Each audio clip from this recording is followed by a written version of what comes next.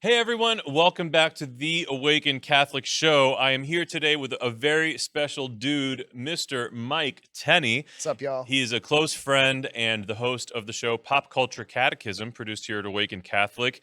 We're going to be talking about Mike's history, his being a follower of Jesus Christ, blessed be his name, and what he is doing with the show Pop Culture Catechism, which really is in many ways an innovative approach to the gospel and the catechism, catechesis. And honestly, I'm super stoked to be here with you, Mike. And the topic we're discussing today, this show, Pop Culture Catechism, is something that a ton of people have gotten into.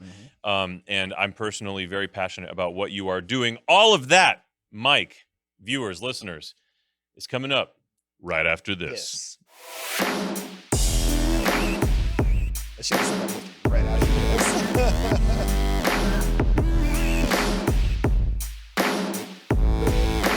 this. Ladies and gentlemen, welcome back to the Awaken Catholic Show. I'm your host, Nick de la Torre, and this is not your grandmother's Catholic talk show, unless she's a really, really cool grandmother. I was here to talk with your grandmother. Nope, she's not here. I was misled. Yes. Y'all, today we're talking about Pop Culture Catechism, and we're talking about it with Mike Tenney. Pop Culture Catechism, what a weird notion. Pop culture, catechism, not the same things. We're going to get into that. But first, we're going to get into the man, Mike Tenney. Mike, take us back to the beginning. Oh, back to the beginning. So I'm from Gaithersburg, Maryland. It's in Montgomery County, just about a half hour outside Washington, D.C. I grew up with my parents, two older brothers. I'm like 5 years younger and 7 years younger than my two older brothers. I was definitely like the little brother, jumping around, looking for attention the whole time. My family was Catholic. We went to church. My dad was not he was not Catholic until just a couple of years ago when he came into the church, but he always went to mass with us to support my mom and the family.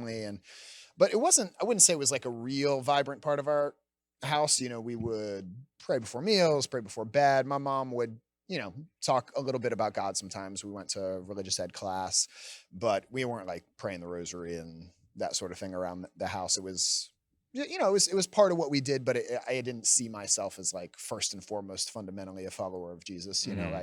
That came later when I got into middle school and high school. We had an awesome youth group at our parish. And our youth minister, Torre, was just really, really good at building a community.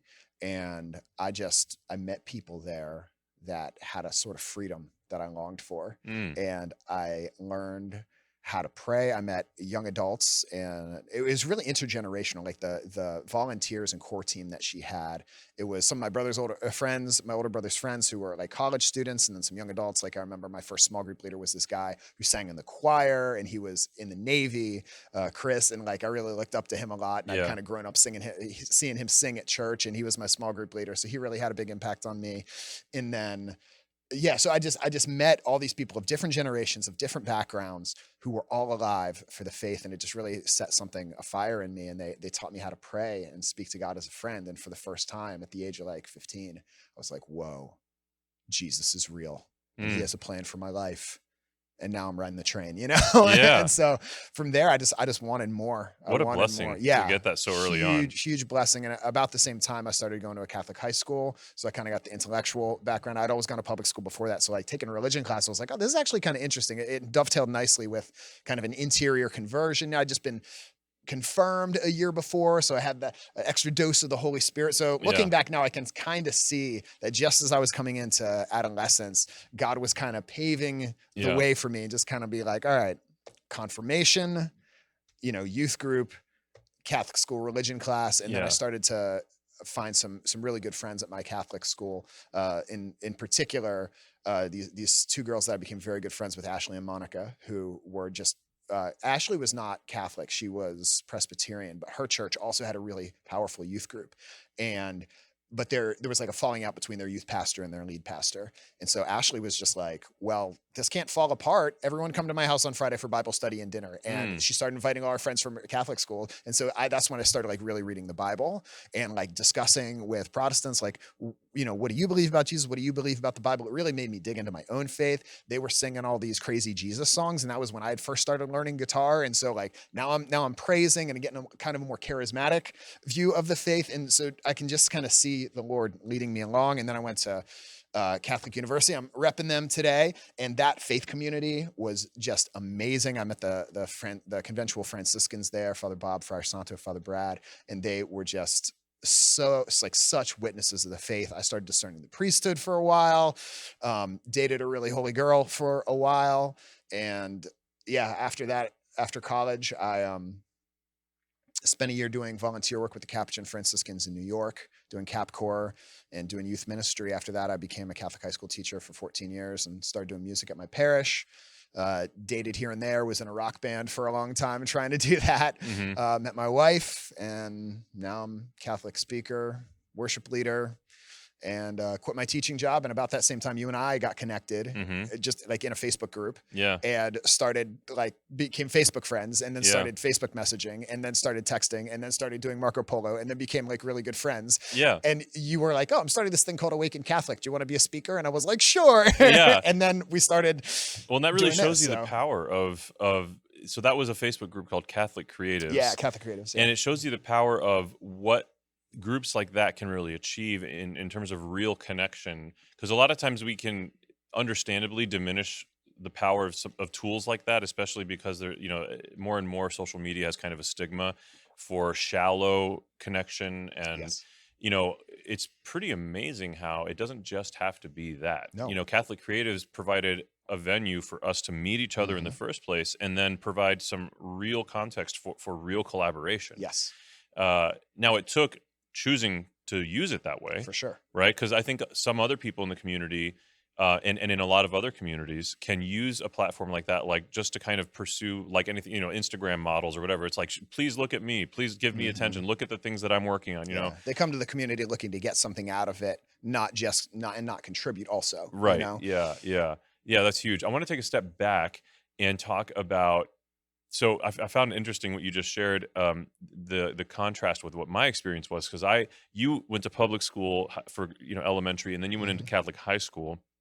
For me, I went to Catholic elementary school and then went to public high school, and the results of that, the differences in our journey are pretty obvious, because I did not come to the Lord at 15. If anything, I was working my way away from him. Now, I'm not proposing that that formula of Catholic elementary into public high school creates that necessarily, but it is interesting that the contrast between our journeys. So what was it like for you? What was your understanding of God before you had that, as you were going through public elementary school? Yeah, my understanding of God was He exists and He loves you, but you like follow the rules, basically. And if you're good, then I knew God loved me no matter what, but kind of, I guess my instinct was, God really loves you and approves of you if you follow the rules. It was like transactional. Yeah, very very transactional. God's kind of far away. You can pray for stuff, and maybe God will give it to you. I did start to have some recognition that there was something deeper, because my older brothers had gotten very into their faith in high school and college, and both of them taught me important lessons about prayer at an early age. Like I remember being in first grade, and one of my friends was moving away, and I was really sad about it. My brother Brian told me that you can pray about that. And so my prayer was very simple. It was kind of like, let my friend move back, but that started a pattern in me of like praying prayers of petition before I went to bed. And I remember my brother David, when he came back, he went to Loyola University in Baltimore, and he had this little like Jesuit prayer book of just like a bunch of different prayers, like Mother Teresa, John Paul II, Saint Ignatius, Pedro Rupe, a bunch of the different Jesuit saints, and Thomas Merton. And he just gave it to me, and I kept it by my bedside. And before I went to bed at night, I would pick a different prayer out of it. And I started to develop my favorites. And little did I know, I was starting to develop like the seeds of an interior life that later on in my youth group, when I learned to pray in a deeper way, was, it was a stepping stone. So my brothers especially were a real model of faith for me, and especially as I saw them when they went to college, they got involved in their campus ministries at their colleges. So staying though in your younger years, what do you think built up the transactional nature of your understanding of God? I think a lot of it was that it was defined a lot by like what you do. It was, you go to church, you go to religious ed class, you pray before meals, you pray before bed, and that was pretty much it. Like I don't think I knew people that talked about Jesus like he was a real person. And speaking about God in very abstract terms, and I think a lot of times Catholics do this, we talk about our faith rather than talking about Jesus, or a God rather than like Lord, Father. It's very impersonal, very kind of out there rather than like, kind of like the devotion to the Sacred Heart of Jesus is very much about like Jesus loves you and he desires like you specifically. And there's this heart on fire with passion for you. And I didn't get that sense growing up. It was very much kind of like God's kind of like Santa Claus almost, Yeah, what you just said really struck me about that it was more like people were into their faith more than they were into God. Yeah. That's really interesting to me. And the transactional thing, it's a lot of the criticism that's pointed towards Catholics and the Catholic Church, the Catholic faith, is a misunderstanding about that transactional nature of our faith. It's about what you do. And obviously we know, and viewer, listener, if you don't know, you should know, it isn't that. It's more, it's kind of a chicken or egg thing, because let's take my marriage, for example, and I want to know if you relate to this. The more I love my wife, the more in love with her I am, the more that pours out naturally in action.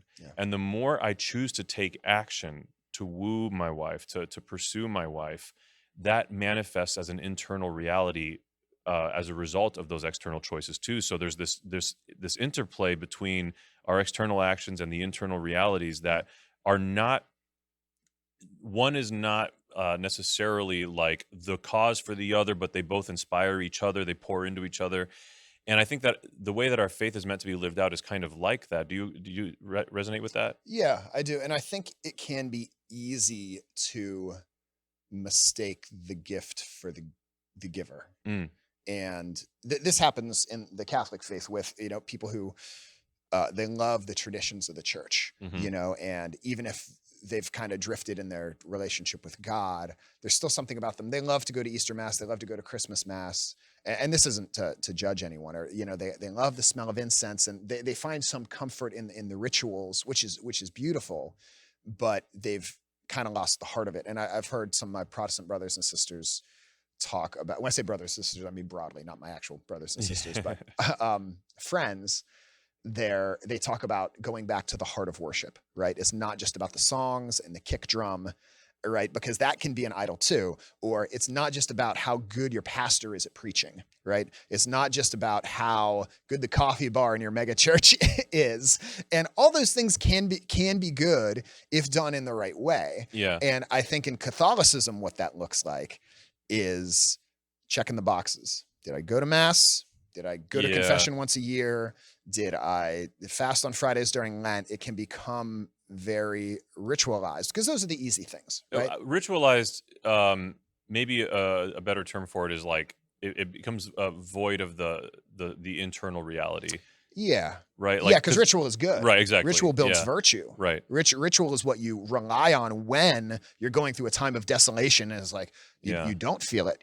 Like you can rely on those rituals. So I don't mean it in any pejorative way, but it becomes routine, I guess, is a better that's way. a great way to put that. Yeah.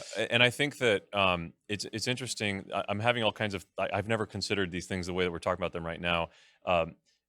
So the idea of the faith becoming an idol versus like just worshiping God, having a relationship with God versus having a relationship with the faith in a weird, I don't know if that makes sense. When we were talking with Christopher West yesterday, he kept talking about mistaking the icon for the real thing, and when the icon becomes an idol. Yeah. And that happens in relationships too, like you were talking about with Alina, your lovely wife, who has taken like such good care of me when I stay here, by the way. She's awesome. She's I love great. her.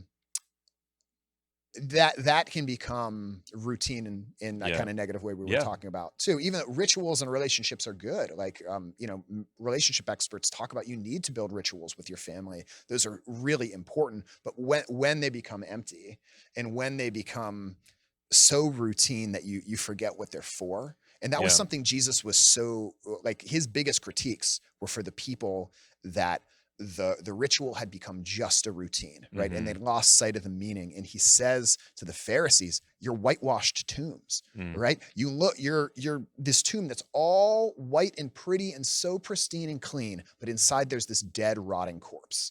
And if we're not careful, we turn our icons into idols. We mistake the gift for the giver, Yes. and our beautiful rituals, which are supposed to anchor us and build Yeah. virtue within us, they become routine. Yeah, you know? and I think that it's interesting to be discussing this, and I've never thought of it this way, but what I have thought about in the past is thinking about our Protestant brothers and sisters in the same way that we're talking about this for Catholicism and Mhm. the church.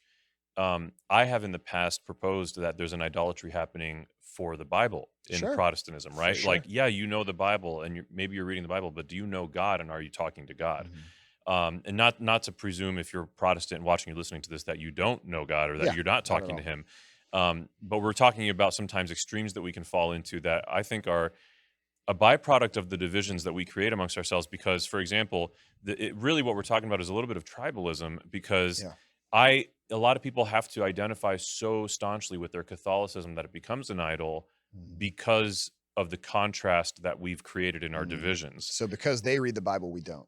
Well, that or even Because they just have good preaching, we don't. right, yeah. And because we do the sign of the cross, they don't. Right, You right, know? exactly. But even like that notion of like, well, I'm firm in my Catholic faith. Like, I'm firm in God might have been the language before the Reformation, Mm, right? But now we have to draw these distinctions. Like, I'm firm in my Catholic faith yeah. versus I'm just firm in my relationship with God. Yeah. And I think that's a really interesting thing to consider too. Another example, I think part of it is the tribalism. I think you're right. I think a part of it is just human nature. Right? We get Yeah. bored and we get tired, and it's part of our fallen nature. And I think of a doctor. My wife's a nurse practitioner, and she talks about how she tries so hard and she prays when she sees like a sick kid come into the ER to see each child with their dignity, and to see each parent. And sometimes parents can be crazy when they come in the ER because they're all stressed out and they don't understand all the medical lingo and what's happening to my child, and they don't understand that they're fine, they're just coughing for a little bit. Yeah. And so it can be challenging. But she talks about how she tries to remember the dignity of each person that comes in. And I think most of us have been to doctors who for them it is like checking a box. Yeah. It's like they just go through the motions. Yeah. You're right. And I think it's a reminder to us in our faith, in our relationships, in our careers, in our callings, and in our interior life with God. We can't just be going through the motions. The routine and the ritual of the motions are good. Again, they build ritual within us that we can rely on them in those times of struggle when we don't know what else to do. We fall back on them. But we need to be sure that like we're not whitewashed tombs. Yeah. So, And everything we're talking about right now, presupposes that the listener or the person involved in this discussion is already a believer. yeah. But this is definitely not a topic to come out the gates with when you're trying to evangelize someone. For sure. So let's talk about what we should talk about when Mm. we're trying to reach out to someone Yes. who has not been exposed to the person of Jesus Christ. Blessed be his name. Mhm. I think it's time for the Kerygma Speed Round. Are you ready, Mike? I'm ready. All right. First question. Who is Jesus to you? Jesus Christ was a man who lived about 2,000 years ago in modern day Israel. He was a Jewish rabbi who had a unique view on the scriptures, and the jury was kind of out on.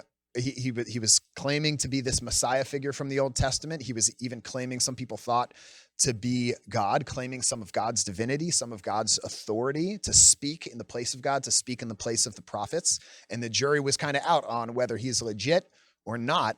And he was killed and executed by the Romans for claiming these divine claims against the Roman Empire and against the Roman emperor, who was a god. And so they thought the verdict was delivered. Clearly, he was not the Messiah. Clearly, he was not God. But then brother rose from the dead 3 days later and set the world on fire. Mm-hmm. And his teachings, when I read them, they set my heart on fire. Yeah. And when I don't know what to do with my anger, Jesus shows me. When I don't know what to do with the restlessness in my heart, Jesus shows me. When I don't know what to do with the shame I feel from the things I've done and the ways I've hurt people and the way I've hurt myself and the ways I've fallen short, this Jesus that I read about, he's real. Mm. And I've also found that when I go to him in prayer and I listen to these people we call saints and try to follow the ways that they've talked to God, I can speak to him in that way too. And the wisdom of the church through the years, it has, like, I find that it actually works. Right. And so not only was Jesus this guy 2,000 years ago, but I've discovered that he's still alive and he still speaks to my heart through the scriptures and the sacraments and the teachings of the church and my community. And he's still alive today. Wow. And he's my lover, savior, redeemer, and friend, you know? Beautiful. That's a great response. Question number 2. Elevator pitch for a life with Jesus. Oh, man. I would oftentimes when I'm preaching a mission or I'm giving a talk or, giving a podcast, I often start. Karl Rahner was a famous theologian from the 20th century. And I think something that he's really good at is he starts with the human experience of emptiness, of we search and we search and we can't quite find something to fill us. Mm. And I think in the modern world, modern man and woman are keenly aware of that hole in our hearts that cannot be satisfied. Yeah. When Jesus meets the woman at the well, he says, you will drink from this water and be thirsty again. And you'll come back and be thirsty again. You'll come back and be thirsty again. He says, but I could give you something where you would drink from it and you would never be thirsty again. And when we talk to people about that, I've never met someone who doesn't know what I'm talking about. Maybe they can't put words to it. I mean, I have trouble putting words to it because it's a great mystery, but all of us have felt that restlessness. Yeah. And Jesus can fill it, And in this life, we'll never have complete happiness, but more than anything else you could try to chase after, like no matter how many followers you have, no matter how famous you get, no matter how good your romantic life is, no matter how much money you have, no matter how influential you are, no matter how much power you have, you always want more. It's always going back to that well. And only the creator of the universe, who is infinite, can fill that infinite hole within us, that infinite desire. Yeah. Amen. And that is at once the question and the answer for me. So. That's beautiful. Question number 3, final question. Okay. Elevator pitch for life, specifically as a Catholic. Whew. Okay. Well, I've already kind of said this a little bit, because in the Catholic Church, we got Jesus, okay, and the scriptures, okay, but we also have these saints whose wisdom is, I read them and there's so much that applies to my life, and their ways of praying have changed my life. Like when I pray with the meditations of Teresa of Avila or Ignatius Loyola, it unlocks my heart and it unlocks my world. Yeah. St. Francis, St. Clare, reading about the ways that they prayed and they lived, it makes me want to live that way. Yes. And it also gives me a guide, and this a little spoiler for what we're going to talk about later in the Kerygma speed round, or not the Kerygma speed round, the Catholic weird stuff. It gives me a better lens to view the world than just whatever happens to be human wisdom right now. Yeah. It's so hard to know in this crazy world. Who can I trust? What is believable? What is true? And I find even the smartest people in the world, even the wisest people in the world, their ideas change. Sometimes they're hypocrites, and what I find through the teachings of the church and the popes and the councils is something just a better lens to see the world than often what we're given as. You kind of got to choose. They're like the tribalism we were talking about. You got to choose this side or this side. If you're not for us, you're against us. Yep. And I find a third way in the church that can look and say, all right, you guys got a point. You guys got a point. Here's where you're off track. Yeah. Here's where you're off track. We can work together on this. This is way out there and this is off the reservation. Yeah. This is really good, and so it gives us the code, the cipher to decode so much of the craziness in the world. So I love that. It's the cipher. Yeah. That's beautiful. Mike, that was a beautiful Kerygma speed round. Thank you so much for your insights. Ladies and gentlemen, you can now share the Kerygma with people. There you go. There you go. All right. So let's get back to you. So you are someone that when we met, on the Catholic Creatives Facebook group, you stood out to me very quickly as a dude that I wanted to get to know more. We started connecting over that fun app called Marco Polo, Yep. where we can send each other these video messages, and it's basically like texting but with video. Yep. And we just over time we got to know each other more and more. And I was finding you to be someone whose insights I was being blessed by. Um, Ditto. Stop. uh, but truly, and when I feel that way about someone, it's kind of like how I feel about the faith. It's like my relationship with the Lord has blessed me so much. I want other people to have that blessing. Mm. And as I was being blessed by your insights and your spirituality, your masculinity, your approach to existence, it's similar, and it's like I want other people to be blessed by this too, you know. And I happen to have a medium for that. Let me invite him to do that. Let me invite him to bless others with his very self. Awesome. Thank you. Yeah, absolutely, man. And so when we were putting together Awaken Catholic, um I was one of the things that I was learning about you was that you are a man who is like a lot of men that are strong in the faith, a lot of men that are holy. um it, they kind of have like this detachment from the world because that's what they needed, that's part of Yeah. their journey or whatever. Part of who you are and part of what makes you who you are is that you're in this world and you're in it with the rest of us, you're in it with the people, Hmm. and you're observing, you're participating in the observance of media, and you're passionate about music and Hmm. movies, and it just kind of like when we started talking about what it would look like for you to do this kind of thing, it came to the surface like this could be a cool approach to this where we digest what the world is putting out there, picking apart the good, true, and beautiful from it, Yes. uh, as well as then isolating from that what is not good, true, and beautiful, Yeah.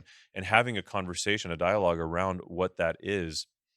And that was kind of, from my perspective, in a crude nutshell, the generation of pop culture catechism. Yeah, it was. Well, and I remember finding in you through those conversations I remember being struck by your vulnerability and your willingness to just like share your story, which if you've listened to other episodes of this show or the Prodigal Life, which you're also on, Nick has a beautiful story, lots of beautiful stories.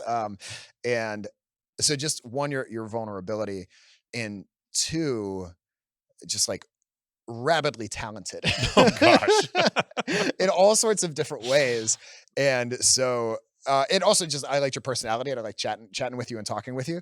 And so when you suggested that there might be a way that we could work together, I think originally you had reached out to me as a speaker for Yeah. Awaken Catholic events. And then when the world shut down because of COVID, you pivoted to podcasts. And so you were like, hey, could you come out here every once in a while and do a show? And my wife really encouraged me to do that. She was like, you would be great at that. And I had just quit my job of being a teacher for 14 years. And I was thinking about moving into the online space and doing some ministry online anyway. And so it just kind of, it was very providential. Yeah. And so at first I was going to call it Awaken Catholic Reviews was going to be the name of the show. And we're going to do album reviews. So it's going to like review whatever the new Ed Sheeran or Taylor Swift album or Kanye album was. And I remember my wife being like, that's a terrible name. So God bless my wife, Maddie. And so the name actually came kind of before the concept. I came up with the idea. I don't know where it came from, but just Pop Culture Catechism. I was like, that's catchy. I like that. And my wife was like, yeah, that's a good name. And then as I started to think about, all right, well, what's a catechism? A catechism is a tool that helps you learn the faith. It's a tool for catechesis, for And a lot of teaching people the don't know faith. we have more than one. Yeah, there's We been lots of Yeah. catechisms through the history of the church. There's the Roman Catechism that came after the Council of Trent. There's the famous Baltimore Catechism, which was kind of question and answer. And there's And even then more than that. oh yeah, there's tons of It's of crazy. catechisms. Those are the famous ones, but they've happened for Yeah. years, and other Christian denominations have them It's kind of like how as well. Kleenex has become synonymous with tissue. It's like when Yeah. when you mention catechism, everyone just like because of our Catholic culture, Mhm. like the way it's evolved, we assume we're talking about the Mhm. Catechism of the Catholic Church, Yeah. that green book, Yeah. Uh-huh. And so yeah, so go on. Well, anyway, what I was going to say is, so we're a Pop Culture Catechism. We're using pop culture to teach the faith, and just thinking about the great teaching tools of history, so often it's been a dialogue. If you read some of St. Augustine's stuff, like I'm thinking specifically, he has a great short work called On the Free Choice of the Will. And it's an imagined dialogue between two people. He's kind of using Plato's style of a dialogue. And St. Thomas Aquinas in his great Summa, like his encyclopedia of theology, Thomas Aquinas, it's written as a dialogue. He says, all right, well, here's the question. Here's what this person says. Here's what this person says. This person says. On the contrary, here's what I say.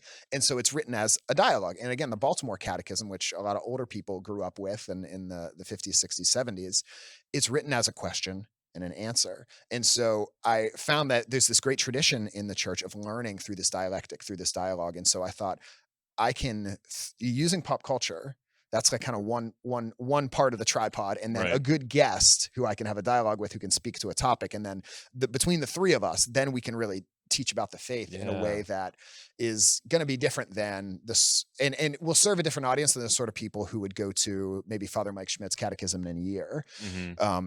Maybe somebody wouldn't listen to that, but they would be like, oh, there's an episode on Ted Lasso. Let's see what this has to say, or on The Princess Bride, or Bridgerton, or Cardi B, or any of the other episodes we've done. Right. So, And some people maybe having watched Bridgerton or maybe having listened to Cardi B, they would think, Mike, are you okay? Like, you cannot extract catechetical information from Cardi B or Bridgerton, you know? Yeah, And I think that's the power of what you've created in this, is that there are things that you can have a discussion about. And it isn't just about like, what is Bridgerton teaching us directly, explicitly about God? It's more that anytime there is anything good, true, and beautiful, it is from God. Yes. And anytime that there is something that is not good, true, and beautiful, it is not of God.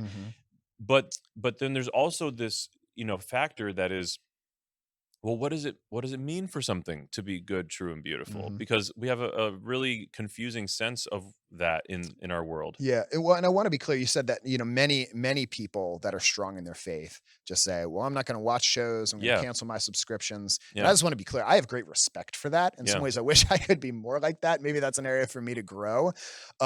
But I haven't found that to be my calling. And I think we're all called to, I think probably most people could benefit from unplugging a little more, watching less That's TV fair. and shows, maybe listening to less music, and having a little more silence in their lives. But I figured the people that are doing that, like there's the Catholic media is replete with things for those people. Yeah. And who I'm thinking of when I do my show is really my former students that I taught for 14 years as a Catholic high school teacher, is students who have really good hearts, and often they love God. Oftentimes they pray, but they haven't found something for a lot of them, the church is still rules. Yeah. And it's not a place to call home. It's not a place where they found the love of God, and they haven't necessarily found, they haven't come to see the faith as more than just rules. It's not the cipher. And so what I'm trying to, I often have my former students in mind as,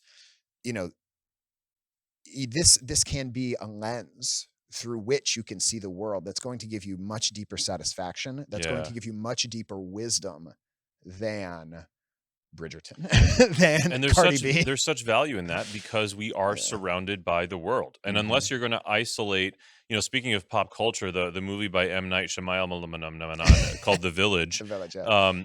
Unless you're going to isolate yourself and your offspring and have a really tight-knit community that is completely cut off from the rest of the world, and build an entire mythos to protect those children from ever going outside of the world, and essentially lie to them their whole lives. Yeah. And what the Village movie puts on display is that endeavor is futile, and dangerous, and people get hurt.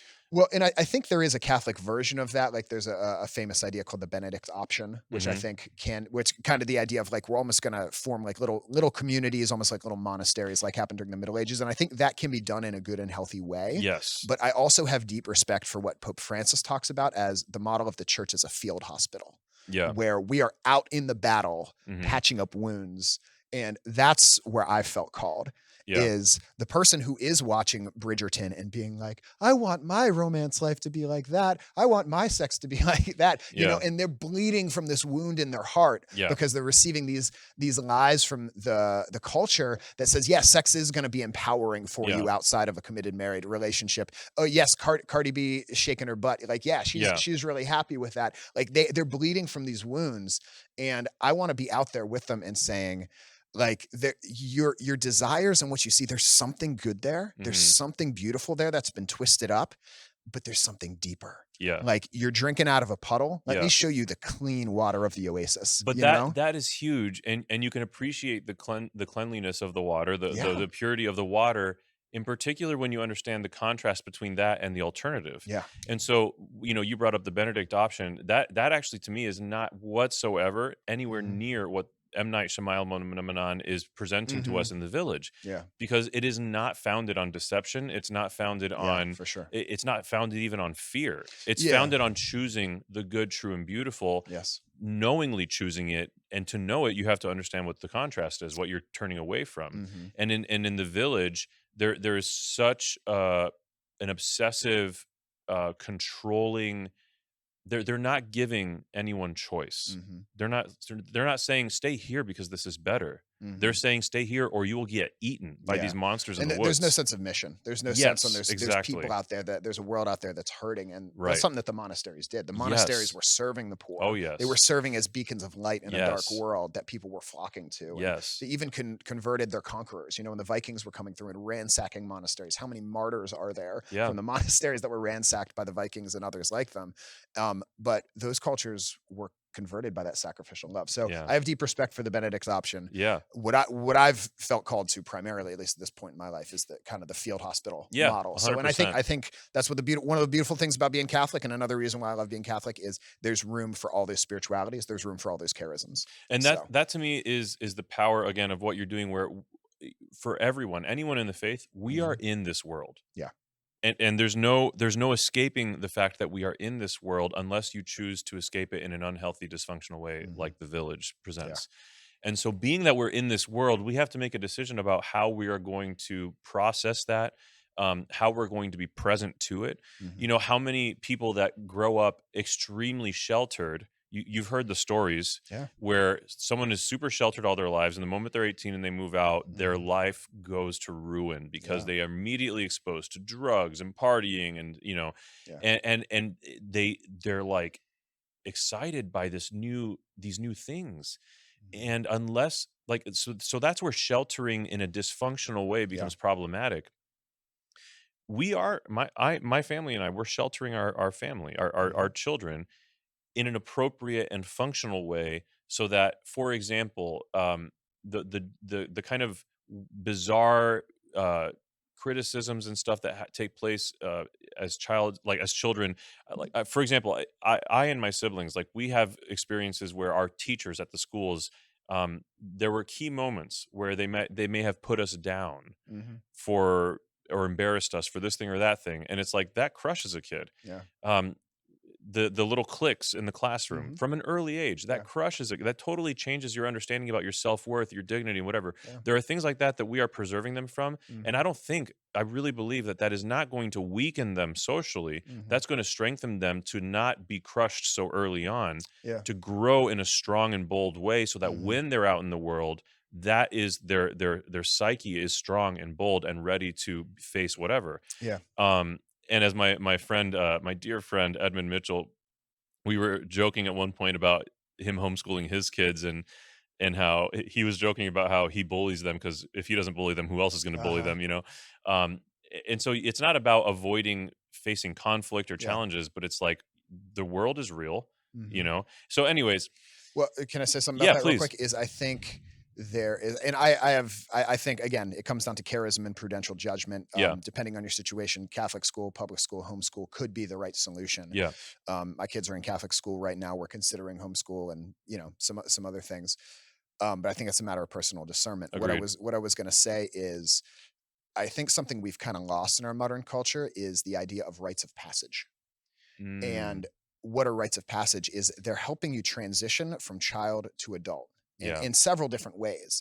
And so there's appropriate times and places to go from protection and you're in the bubble to, hey, now we're going to go out in the world. And yeah, I think that has to happen on every level developmentally with the wise guidance of parents. And this is where ritual can be so powerful. yeah, Is I use the example of like getting your driver's license. They don't just give you your driver's license and say go drive, which is what a lot of parents do with their kids. They shelter them until they go off to college, and then they're off at college and they become victims to the world because they never learned how to drive. The driver's license, you learn the book first. You take the test.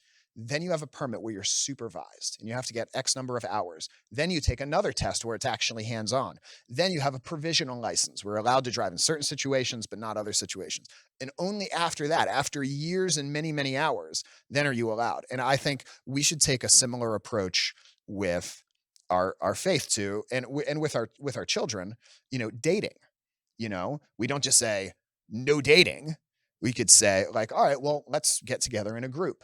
Okay, you guys can go out for lunch and then you need to be back by this time, Yeah. and talk about, have those conversations about like what is valuable about this, what could be dangerous about this, like why are we going through this whole process. Same thing with phones. I think if you just give your kid a smartphone at the age of 12, it's like giving them a car without any training. Yeah. Right. It's like start with like one of those little watches that can just text and talk, or a dumb phone, a flip phone, Yeah. and then, as they get older, and whatever, what age this all happens, that depends on the kid. Then maybe they can have a smartphone with certain apps and certain restrictions. But by the time they're ready to move out of the house, you should have worked with them to the point where they're able to have the restriction-free cell phone and have some skills Yeah. for being able to handle it. But you have to work up to that. You You have don't to just work up have to that it. virtue overnight. You don't just give a kid a car. Right. You don't just give a kid a cell phone. You don't Yeah. just give it, send a kid off to college and say, have fun with the girls, have fun with the boys. Yeah. And there's so many things like that. And you don't just do that with kids in their faith either. Right. You don't just make them go to church for 18 years and then expect them to have a vibrant faith when they go off on their own. You Right. have to build some ownership within them, some leadership within them. Yeah. And you don't let them just watch Bridgerton at whatever age. Yes. For sure. Right. Yeah. 100%. And so how does this all connect to the pop culture thing? We are in the world, and when they are not under your roof, or even for yourself, like let's Mhm. set aside the kids thing. Oh yeah. I need to do this for me too sometimes. Yeah. Right. Yeah. So we need to be prudential about the things that we're consuming, but you're going to see things. I mean, if you live in a big city, you're going to see things just walking down the sidewalk. What is that going to do to you? If you see, if you're a man and you see a woman that is, dressed, revealing too little about herself, Mhm. right? As Christopher West would say, or just immodestly dressed, right? Yeah. How do you process that? Yeah. You're not going to be able to escape every temptation or every negative message. Like you have to be grounded in reality, Yeah. and the reality is we live in this world. So how do we process it? That's Pop Culture Catechism to me. But before we get into that, I think it's time for the Catholic Weird Stuff segment. Are you ready, Woo! Mike? I am ready. I don't know if y'all are ready, but I'm ready. All right, let's do I'm it. gonna break some eggs here. Catholic weird stuff. Why do they do the things that they do? Let's learn some Catholic weird stuff. It's a boy. Hey everyone, welcome back to the Catholic Weird Stuff segment. Today we are with Mike Tenney, the host of Pop Culture Catechism, and he is going to talk to us today about Catholic social teaching. Why is that a topic for the Catholic Weird Stuff segment?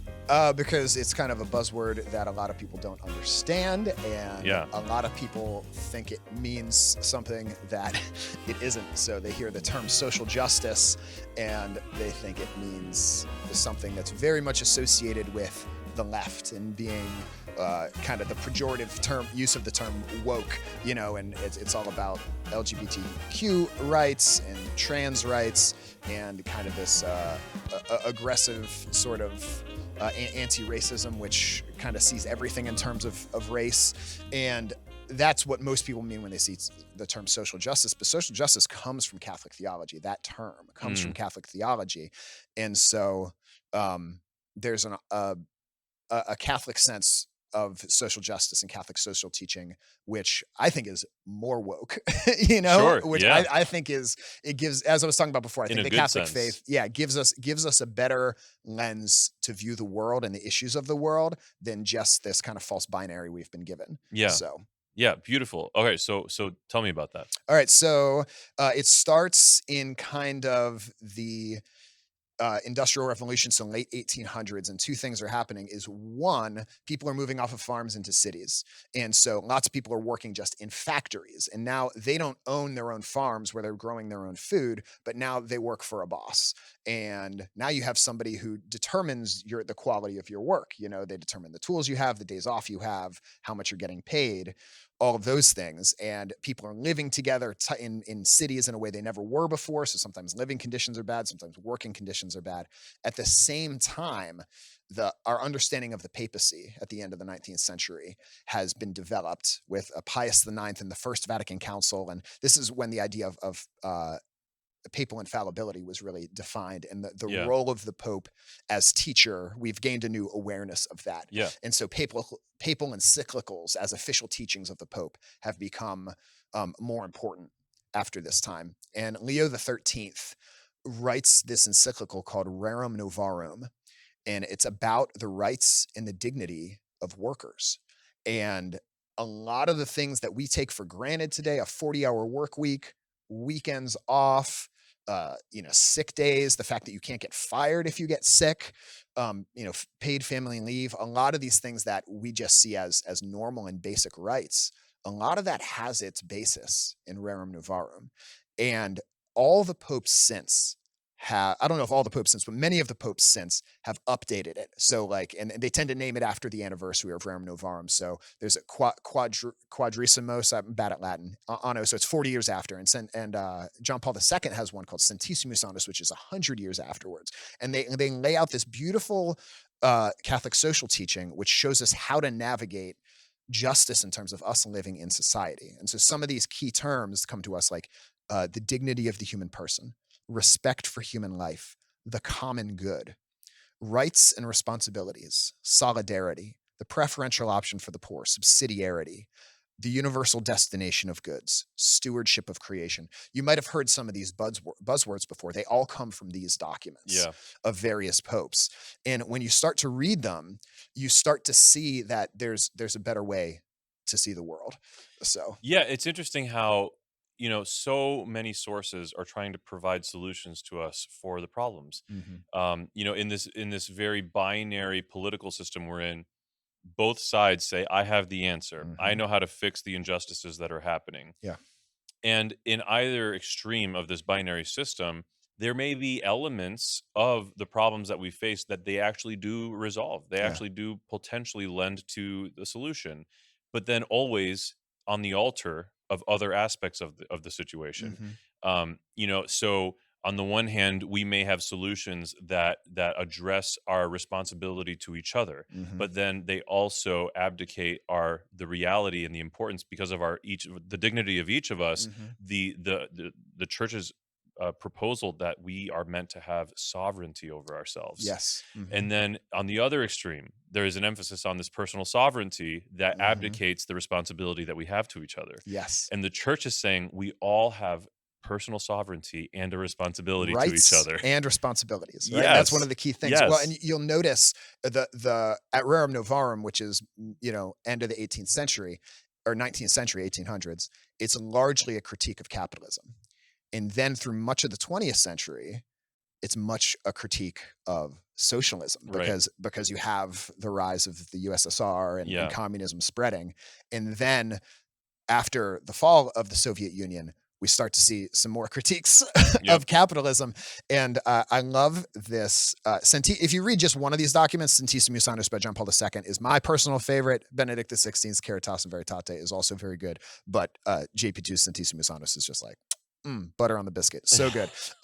So he does this whole takedown of socialism and communism and like all the things wrong with it. And then he says, so after all this, returning to the initial question, can now we be said that after the failure of communism, that capitalism is the victorious social system and that capitalism should be the goal of countries now making efforts to rebuild their economy and safety? Is this the new model which ought to be proposed to the countries of the world, to economic and civil progress? He says, well, it depends on what you mean by capitalism. By capitalism, you mean a system. I'm paraphrasing a bit here. This is paragraph 42. You mean an economic system which recognizes the fundamental positive role of business, the market, private property, and responsibility for the means of production, as well as human creativity? Then, yeah. But if by capitalism you mean a system in which freedom in the economic system is not circumscribed, meaning is not contained within a strong judicial framework which places it at the service of human freedom in its totality, then the reply is certainly negative. So basically he's saying you can't have like people. The economy needs to serve people. People just can't serve the economy. And so, and then you have Pope Benedict XVI, like in Caritas and Veritate, he talks about wealth distribution. Okay. And a lot of people hear us and we think socialism. Okay. But he goes back to Thomas Aquinas, who has this idea, which is also part of one of the key principles of Catholic social teaching, called the universal destination of goods. Who are the goods of the earth for? Everyone. And so Thomas actually says, if there is someone who is starving and they steal your bread, it's not theft, because the goods of the earth belong to everyone. Wow. And so, because it doesn't actually belong to you. Now, on the other side, doesn't mean you can just take whatever you want. It doesn't mean we should just, it doesn't mean communism either. And there's tons of church teaching on that. Okay. But capitalism is not absolute either. Private property, as we understand in America, as understood by John Locke and Thomas Jefferson, like that's not quite it either.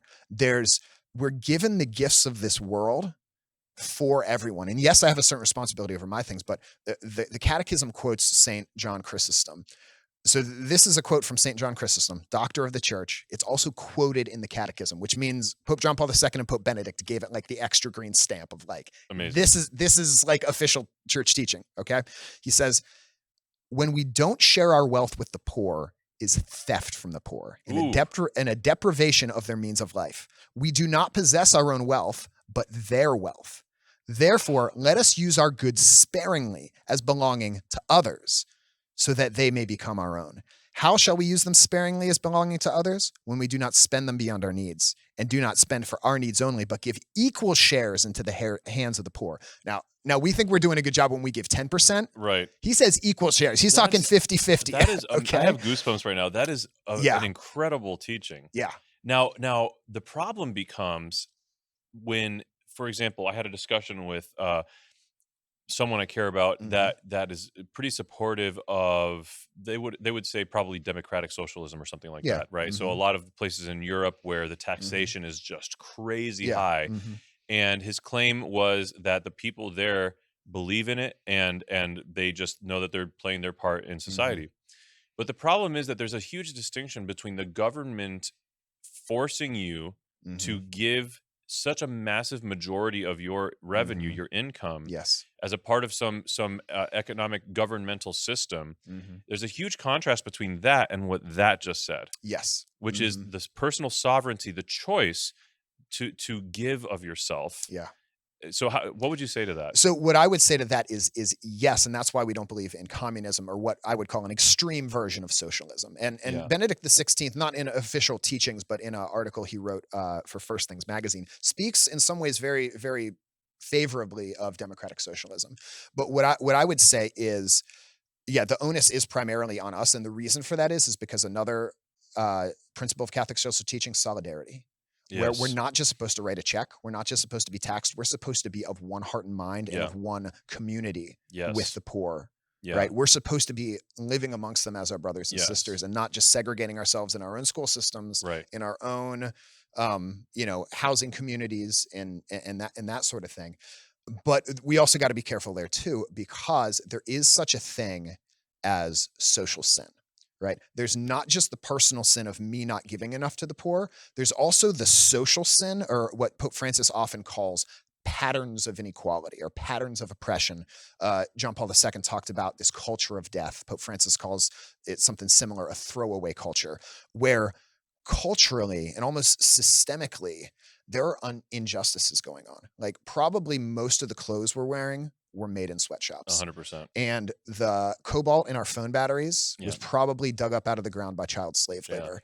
And so even if you and I are personally virtuous, sometimes we do need those bigger structures that say, hey, our tax money is best used here. This policy, which prevents this business practice, is actually good and just. And the bishops of the United States often call this the 2 feet of social justice. And there's a page on it on the USCCB website where there's personal charity as a virtue, but then there's also social justice, which sometimes has to happen at the structural level.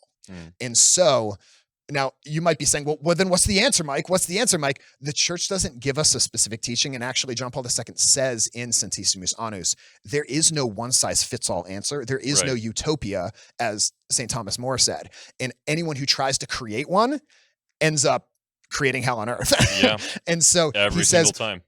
Just as the church does not come out and say, this is what science says. They don't make pronouncements on science. They pronounce on faith and morals, which then guide experts in science. Mm-hmm. They provide to politicians and economists and public servants. These are the principles of Catholic social teaching. Now, you, vibrant Catholics alive with the Holy Spirit, go and make good policies that will help and serve your community and the common good of your country, your county, your state, your neighborhood. Yeah. So it's the church it gives us these principles. It doesn't give us a one size all fits, one size fits all. Yeah. Yeah. And that's the danger of the tribalism that we get in our binary system, because we cling to these ideas that this is the answer across the board. Like, this is the right thing. Mm-hmm. And honestly, neither side is doing perfectly the right thing. Now, there is one thing I will say is there are a few places in Catholic social teaching where John Paul II and other popes will say this specific thing out of line. Yeah. So, for example, this is from Evangelium Vitae, another great encyclical by Pope John Paul II. Man, he is so smart about these things. He says, this is paragraph 58 and following. Among all the crimes which can be committed against life, procured abortion has characteristics making it particularly serious and deplorable. The Second Vatican Council defines abortion together with infanticide as an unspeakable crime. In the case of an intrinsically unjust law, that means intrinsically unjust means there's no good intention that can make it right. There's no extenuating circumstances that can make it right. There's no exception. No exceptions. Yeah. Such as a law permitting abortion or euthanasia. It is therefore never licit to obey it or to take part in a propaganda campaign in favor of such a law or to vote for it. Wow. So they're very, very. Peter Range put me onto this. Yeah. By the way. Okay. And I was like, "Oh, that's so good." Yeah. So there are specific places, and there's other. I would have to find it, but he talks about other things that aren't just on the political right side of the spectrum. He talks about things like deportation being intrinsically evil, and that showing those two examples is a perfect example or are perfect examples of why we're saying what we're saying. That, if someone asks me, what political party are you, where are you affiliated? I say Catholic. My friend Kim, one time she sent me an article about some political thing that was going on, and she said, "I want your position on this as a pro-life Democrat." And I was like, "I don't really call myself a pro-life Democrat. I'd more call myself like a social justice Republican or a social justice conservative," I think is what she said. Yeah. And she said, "I didn't know that was a thing." And I was like, "I don't know if it's a thing, but it's what I am. Yeah. I'm a social justice conservative." Yeah. And then, because words matter, what do we mean by the word conservative? We're trying to conserve the good, true, and beautiful, conserve the dignity of the human person, we're not trying to conserve some antiquated way of doing things. A lot of people are conservative. Racism, don't want to conserve that. No, absolutely not. Yeah. So but that's an important distinction, because for some people they associate those words with different things. So yeah. Okay. So that was your Catholic Weird Stuff segment. Catholic Weird Stuff. Hopefully I didn't trigger everyone. Oftentimes in these discussions, both sides of the aisle, I end up with no one triggered. liking me at the end of it, which is just, but that's often where Jesus is. So that's amen that's to where I that. try to be, so. Amen. Okay. So Pop Culture Catechism, Miguelito, Mikey Tenney. So I want to know, we talked a little bit about the show already, what its essence is, what it's trying to achieve. I want to know, what are some of the things that you think that maybe you've gone deeper in with the Lord as a result of running the show? What are some of the things you've learned as a result of running it? I've learned just that everybody has a journey. Okay. Because I have friends reach out to me who, and I've been teaching this stuff for forever, just in my classes, with my Catholic high school students. And all of a sudden my friends are starting to reach out to me and be like, well, I had a miscarriage. And what does the church have to say about that? Oh, well, my parents are divorced. What does the church have to say about that? Or I never heard about this type of prayer before. Or, my little brother has fallen away from the faith and now considers himself an atheist, but he says he's been listening to your show. And now he's starting to have these questions again. And just is really struck home to me about just that people are always on such a journey. Yes. And that's Yeah. where Jesus meets us. And so I think, I hope the show has made me more compassionate Yeah. because I've had those people reach out to me. Some of them I know, some of them I don't. They're just like strangers on the internet, just like leaving a comment on Apple Podcasts, you Mhm. know, and or sending me a message on Instagram. And it just really, and sometimes people are angry. Sometimes people aren't always nice, saying, "Oh, your show is great." Sometimes they're angry about that too. And you know, I try to view that with a, you know, proper compassion. But just everyone's got a story, and everybody's trying their best, or they're trying to try their best, you know. And Yeah. so it's just given me a real heart for where people are in the journey. And so I so often say on the show is like, none of this is ever said in judgment. You Yeah. know, it's meant to provide some guidance in this crazy world. And if you've been off the path, I've been off the path. I'm off the path all the time. Like there's no judgment, other than I judge you as worthy of love, because that's what the Ooh. Father tells me. Yeah. You know, and this I might judge as stupid, Right. you know, this I might judge as hurtful, Yeah. you know, and that goes for me too. Mm. But Jesus doesn't tell us not to judge. He tells us not to judge in a way that we wouldn't judge ourselves. Don't measure the cup with which you measure will be measured out to you. Right. And so I try to measure with a heaping abundance of grace and compassion. Yes. Because again, I'm a sinner. Yeah. You know? Yeah, and the beauty is that, like, that is the call of the disciple. Like, that's the call for any of us that want to pursue the Lord. You know, if we're going to call ourselves Christians, we have to strive, like it's the most important thing in the world for us to be little Christs. Yeah. That is what Christian means. And how did Christ handle someone? You know, he gave them compassion, he gave them love, Yeah. and didn't leave them where they were. Yeah. Elevated them. Called them to something greater than where they found themselves at the present. And so, yeah, absolutely beautiful message. And I loved how you phrased trying to try their best. Yeah. That's to me the magic, because I've always been very repulsed by the notion that everyone's trying their best, because not everybody is trying their best. Yeah. They're trying their best. They're trying to try their best. They're trying to try their best. That to me is the magical caveat to make that sentence work. Okay, so what would you say? Oh, and to that end, the other thing about your answer to that question, you don't just feature guests on your show that see eye to eye with you. That's true. You don't just feature guests on your show that levitate when they pray the rosary. Yeah. You And I think I want to do more of that, actually. yeah, So- yeah. And like, you've had some conversations on your show that really portray, I think, beautifully the capacity we should all strive for to have dialogue with people that we don't immediately agree with. Yeah. And show that love with the appropriate correction Yeah. in a compassionate way. Yeah. So I love that about what you're doing as well. What would you say, if you can think of any in particular, are some standout episodes and topics that if someone was going to check out your show for the first time, what would you recommend they look at first? I think the episode on Bridgerton with my wife and Yeah. our friend Emily, I think is would be a good place to That get was into good. it. You're gonna find out too much about me if you So listen to that definitely one. check it out. I think the Handmaid's Tale one that we did with Sam Pavlak of Femme Catholic. She's just brilliant. I have so much respect for her and the work that they're doing at Femme Catholic, and their conference is just like amazing. The work they do. It's like, I wish I would have a woman so I could go to this conference. It's just like rock star after rock star and Yeah. hero after hero of modern Catholicism Yeah. that's involved with that. So I really appreciated that.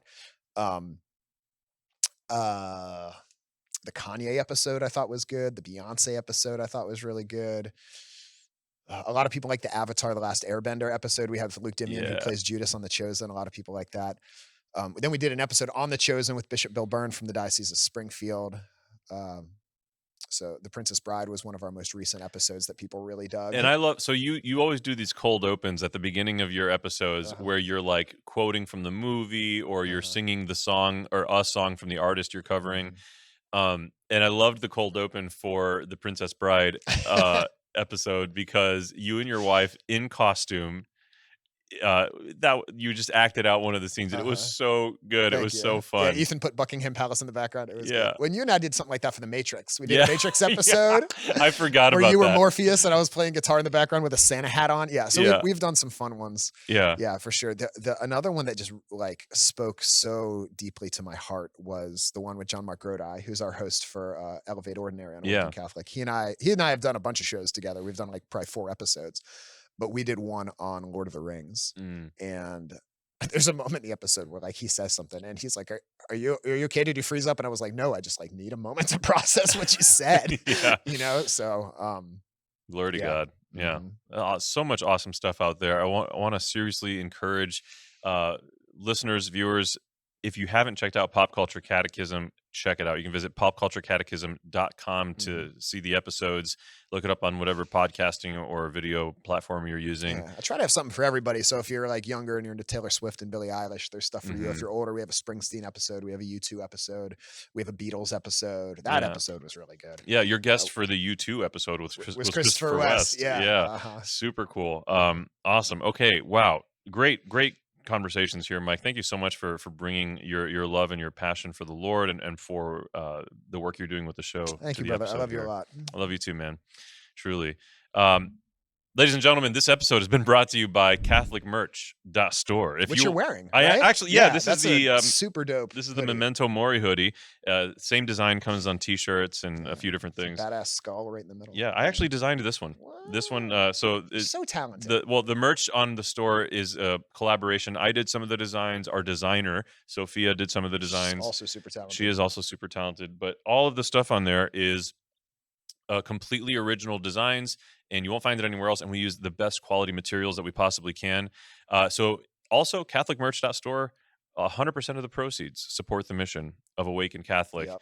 And support the mission of all of the shows at AWAKEN Catholic, the AWAKEN Catholic Show, Pop Culture Catechism, all of them.